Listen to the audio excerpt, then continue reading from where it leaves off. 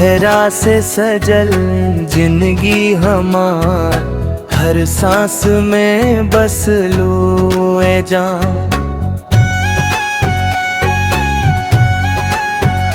ओ तोहरे बिना सूना लागे दुनिया, तू ही तबाड़ू हमार पहचान। तोहरा से हर पल गुनगुनाला, मनवा में उठेला प्यार।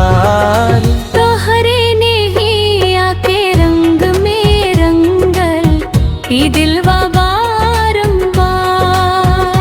ओ तोहरे ने ही आके रंग में रंगल ई दिलवा बारंबार।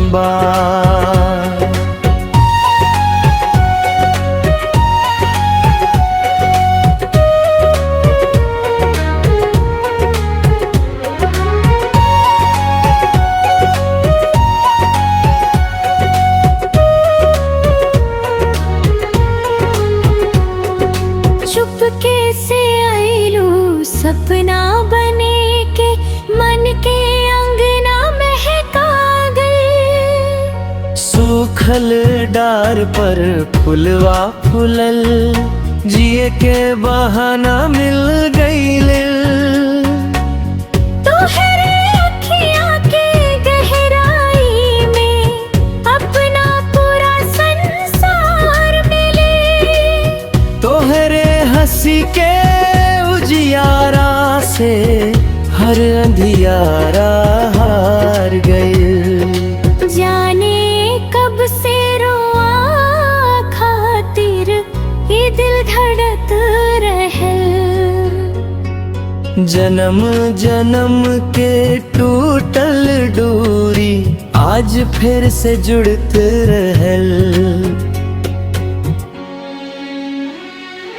तोहरा से सजल बा जिंदगी हमार, हर सांस में बस लू ए जान। तोहरे बिना सूना लागे दुनिया, तू ही तबाड़ू हमार पहचान।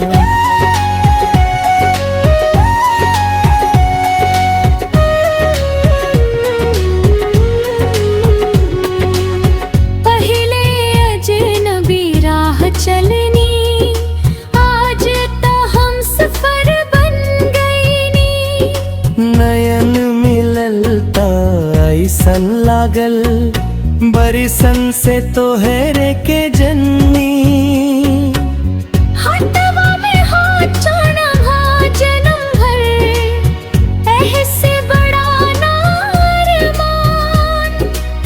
रोआ संग हंसत गावत बीती हमार पूरा जहान।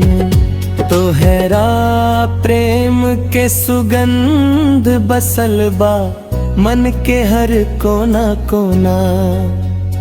तोहरे